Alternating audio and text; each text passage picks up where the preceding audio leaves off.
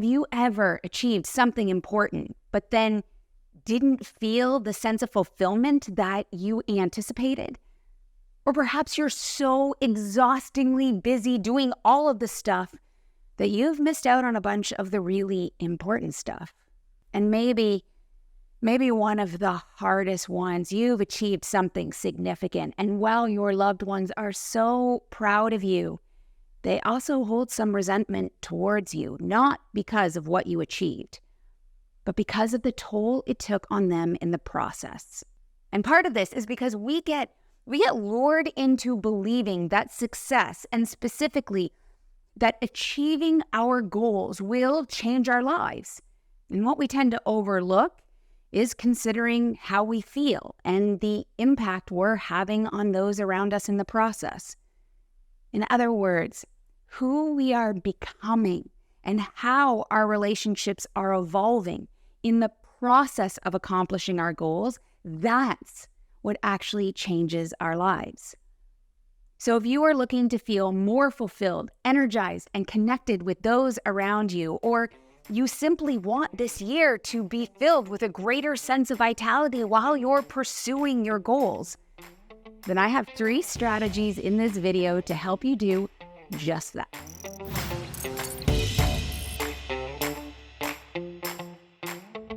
A few years ago, I was working with a client, and he mentioned that he was exhausted on every level. His wife had passed away 3 years earlier, and on the day that we were speaking, that was her birthday. He explained that his brother-in-law, who happened to be one of his closest friends, asked him to meet up for dinner, but he declined.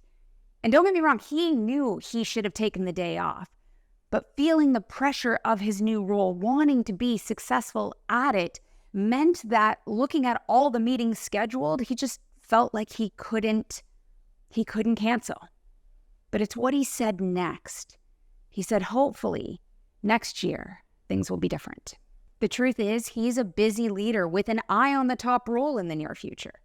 Chances are high that by the time this date nears next year, his calendar is going to be filled up with meetings again. And chances are even higher that his sense of obligation as a leader is going to keep him from canceling on those meetings and prioritizing this day for what's best for him and those that he cares most about.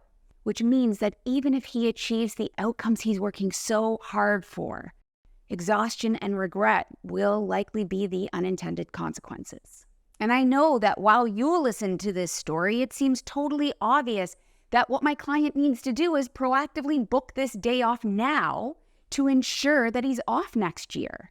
But just like him, so many of us get caught living in a very reactionary way. In fact, to quote John Danahoe, the former CEO of eBay, "The world will shape you if you let it." Which means if you want to live a life that you desire, to feel the way you want to feel, it means you need to make intentional choices with your time, energy, and attention. You must define success for yourself. And I know this to be true because after missing far too many important events and feeling caught in that exhausting cycle of overworking and underliving, I created a simple annual exercise to help you proactively design a vitality-fueled approach to success. And it only requires 3 things: access to your calendar, something to capture your reflections in, and 1 hour of undisturbed time. Breaking that hour into 20-minute blocks, start by looking back at the previous year, going through your calendar week by week, reviewing those personal and professional commitments. And to be clear, this exercise is not meant for you to judge or beat yourself up, but instead to look for patterns and build awareness. So first, take note of specific dates and activities that are scheduled into your calendar that you want to make sure you make time for in the future. These can include birthdays, anniversaries, experiences, personal and professional events, and vacations. Second, record dates and reflect on activities that perhaps you weren't available for, or that you missed, or that weren't scheduled in at all that you actually want to make space, time, and energy for in the coming year. Part 1, Done. Now, for the next 20 minutes, you're going to focus on the present. Record your answers to the following questions. When you think of your best, your most favorite, your most energized self, what are the words and descriptions that come to mind? Next, when other people think of you, what are the words and the feelings that you want coming to their mind to describe the impact that you have on them? The truth is, when it comes to success, most of our focus goes into what we want to achieve. But this reflection helps you expand that definition to include how you want to achieve success, essentially serving as your guidepost to help you make intentional choices and better recognize when those choices or the impact you are having is out of alignment with your values.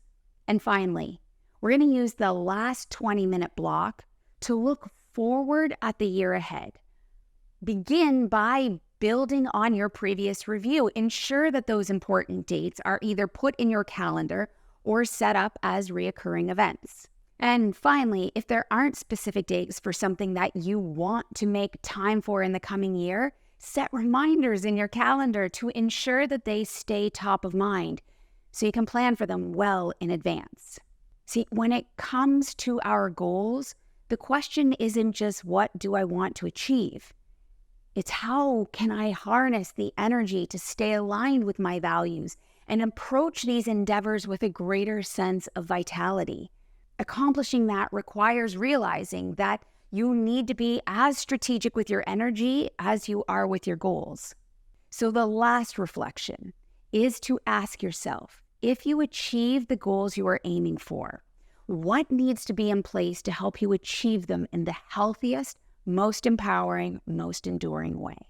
If you are looking for ways to live, lead, and work with a greater sense of vitality, make sure you subscribe so you don't miss a video.